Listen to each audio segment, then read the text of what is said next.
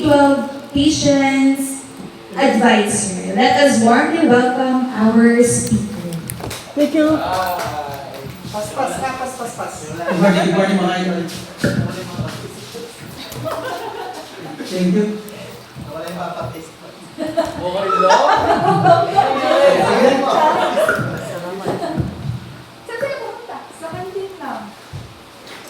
Sige, simulan na natin para ano?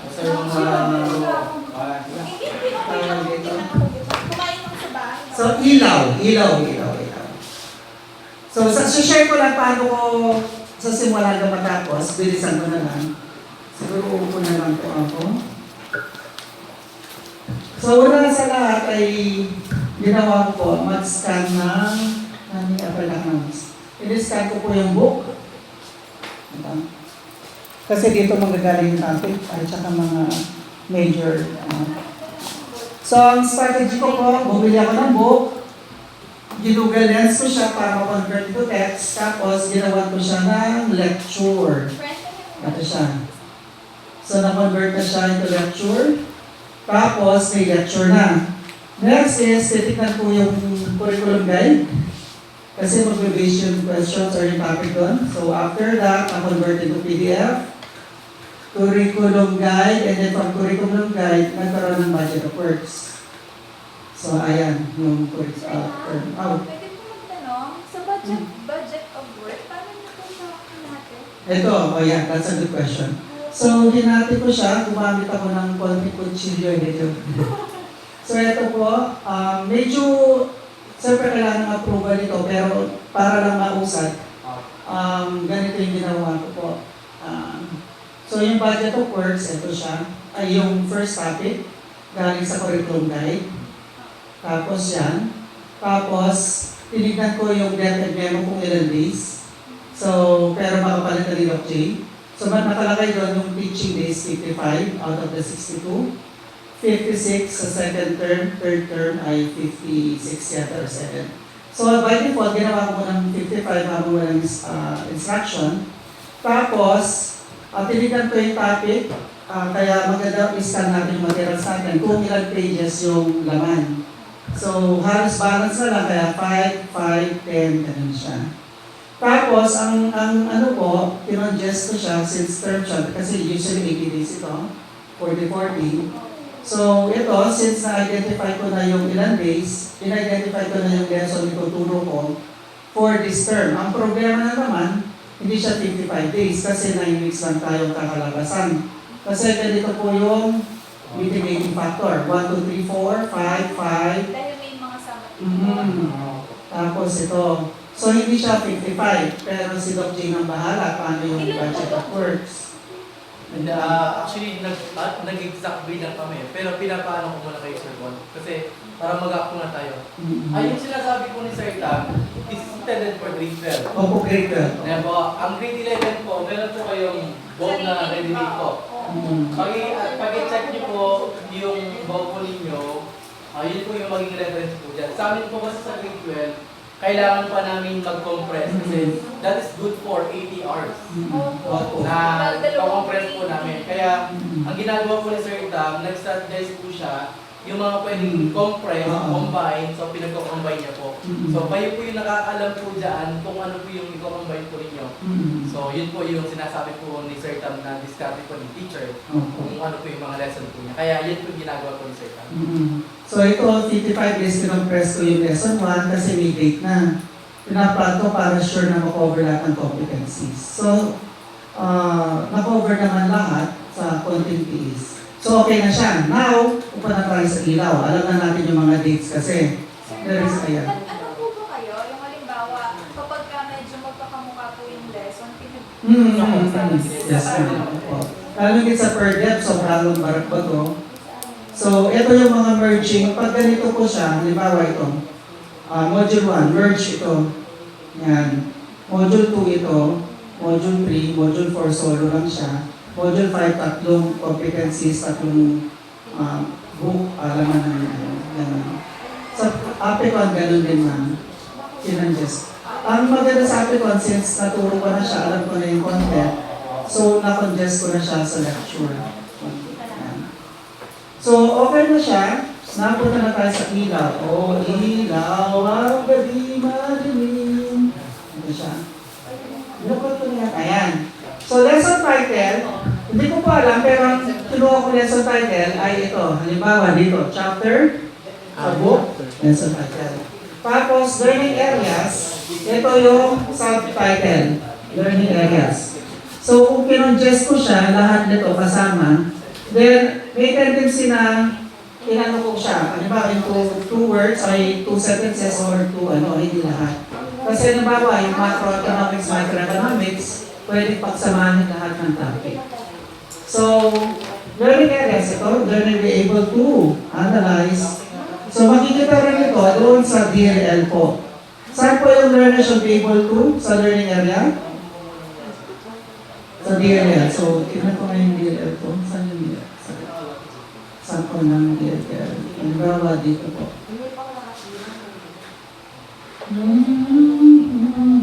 Ito, contents monitor dito. Tapos, ito, alam nyo na name. Ito section, grade 12. 5 grades, dinagyan ko din ang date kasi hindi ko alam saan lalagay yung date. So, dito ko na lang po linagay. And then, siyempre, if you have references, yung page ng book. So, nahulog siya sa page 8 ko din. Tapos, dalawa lang, YouTube at saka Gemini yung ginagamit kong AI.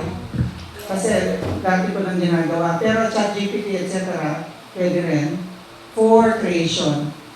Now, next ito naman, yung kung na-congest siya, kung ilang competencies siya dito. Ayan. So, galing din yan po sa dito. Ayan. Okay. So, okay na tayo dito. Next. Okay. Pag-create at paggamit ng anong tawag dito? AI. Ganit po yung ginagawa ko. So, first, lalagyan ko ng topic. Kung ano man topic ito. Diba, ang topic ko dito ay scarcity. Tapos, topic ay shortage. Tapos, topic ay economic problems. Tapos, next topic ay economics as science. Example lang po. Tapos, topic ay impact, economics, impact in income and loss. Halimbawa, yan. So, first step, meron naman objectives dito. First step, kabay muna ito. So, ay wala dito pala siya. Ang ginagawa ko dito po, pero pwede kayo mag-create kasi tinatamad ako. So, pupunta ako sa Gemini. Where is your Gemini? Tapos, sasabihin ko dito, create for me using ilaw, lesson plan with the topics. Ito muna yung gagawin ko, topics. Step by step ko siya. Okay. Tapos space. Ay, hindi. Pangit siya dyan. Mararambol siya. Tapos, minsan lang gagawin ito susunod din ang gamitin ng gano'n. Anong app po yun, sir? Gemini. Mas kaya po yan. Pero ang ginagamit ko Copilot. Pwede naman lahat. Maganda rin yung Copilot. Wala ko kaya ni Gemini. Alam mo Wala ba? rin sa Google. Topics.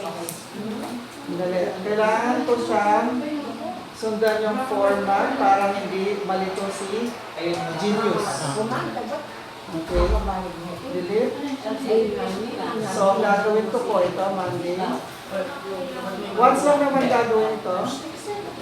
Tuesday. Wednesday.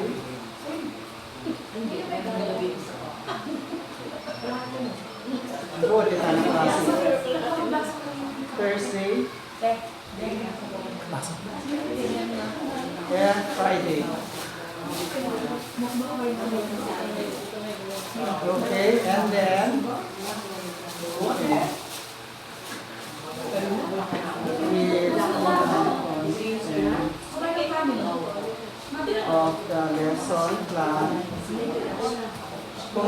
ko lang po ito. Mama ko, mama. Hindi po siya po sinasabay-sabay para hindi siya malito, para yan. Select all, tap. So napansin niyo po ay kinuha ko lang yung first part dito. Tapos tignan natin if it will reveal the results we need. So isa-segregate niya yung mandate.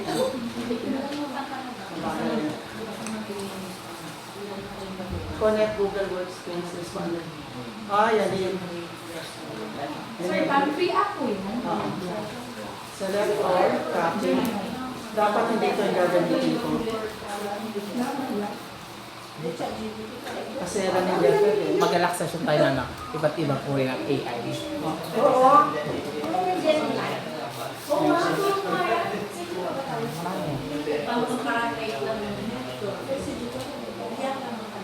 Pwede ba yung dollar? Dollar, pwede rin, no? Hindi ba nila yung friend na? Pareho lang na. Ayan po, nag-load na siya. Ayan. So, okay na yung objectives ko. Knowledge, skill. Tapos ito yung shortcut ko. Ayan. Copy ko yan. Ay, hindi lahat. Copy ko yan. Kasi double purpose ko ito. Copy. Copy, copy. Tapos, lalagay ko po dito yung first part.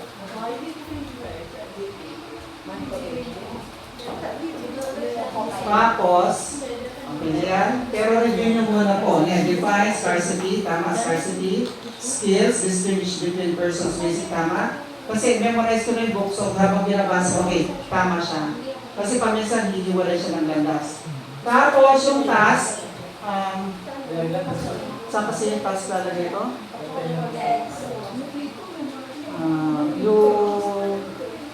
Hindi, ito formative. Dito ko linalagay kasi formative lang siya. So dito ko linalagay yung task. So, binibigay na rin para Oo. siya. So yun, task. Yes. Formative. Yan. Ganyan siya. So anong next step? Next step, ganun din yung format ko. Katamad ko na. Ito kasi, ang pagkalang ko after ng lesson, hindi lang kasi sabi dito, ano yung pinakahirapan ng mga bata. Ayan, learners, ano. So, linilid ko siyang blank. Pag na-check na po yung week, fill up ko. At saka ito rin po. Last part ito. So, next is, ito, pre-lesson. Pre-lesson na. Pre-lesson. Mas madali na po siya. Using the same topics, create or paste. Ayan. So, magiging 5 days na po siya. Ayan. So, primary activity, goal setting, Tuesday. Tapos, same thing. Pero check nyo pa rin kung akma sa lesson. Yung flow, same thing. Hiwa-hiwalay kayo para yung malito. Using the same topics, create for me the following.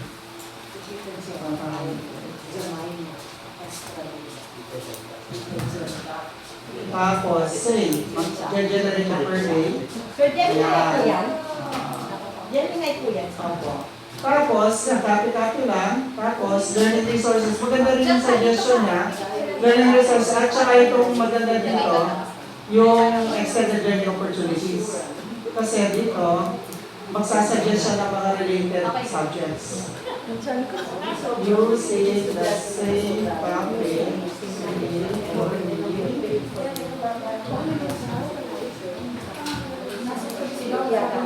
magsasuggest siya ng mga halimbawa, enrichment curiosity, saan yung ito, sparsity,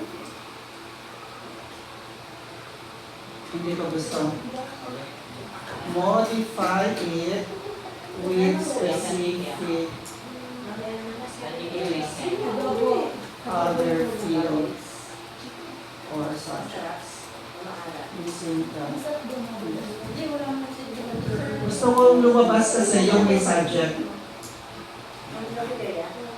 Aralin panlipunan, ayan, cross-curricular. So, ayan siya. Kasi gusto kong mag-match dito. Opportunity to suggest learning experience outside. Ay, hindi. Hindi, saan na muna? Hindi pa lang. Ito ay integration. Kaya pala hindi siya lumalabas, integration. So, since nagawa ko niyan dito ko na lang lalagay ito. Kaya pala iba yung sagot niya. Ayan. So that's it. Using the same topics did for me.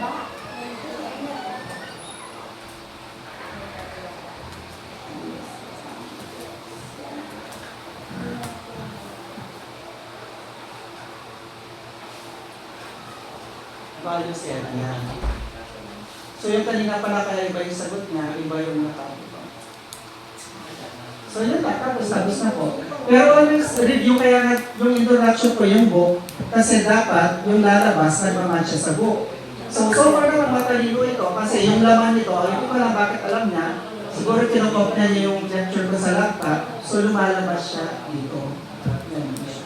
Tapos na po siya nun, ganun na siya kadali. Kaya pag sinerge, ilagay yung ano ng libro. Pwede rin.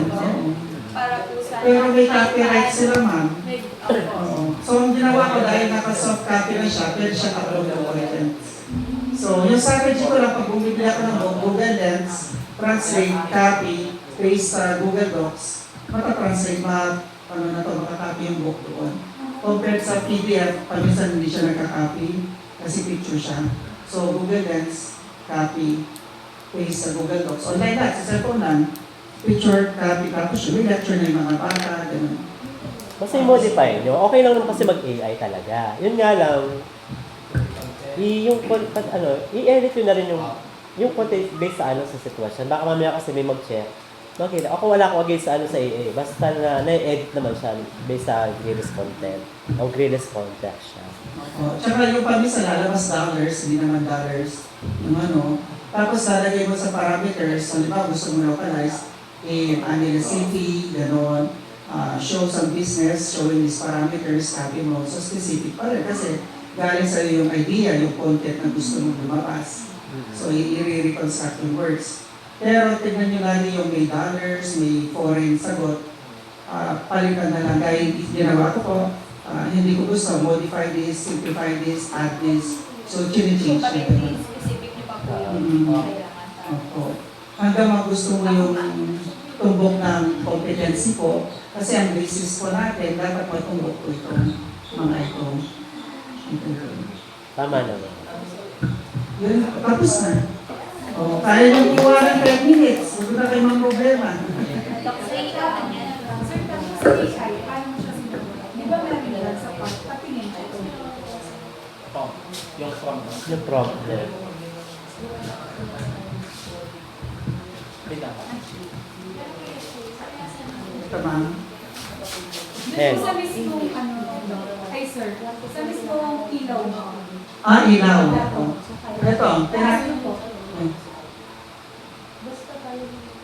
ilaw sa gabi. Lakas mo. Di ba meron siyang ano dyan? So yan, yung declaration. Oh. YouTube and Gemini for Creation. Kasi ito talaga yung ginagamit ko matagal na. Kaya hindi ko...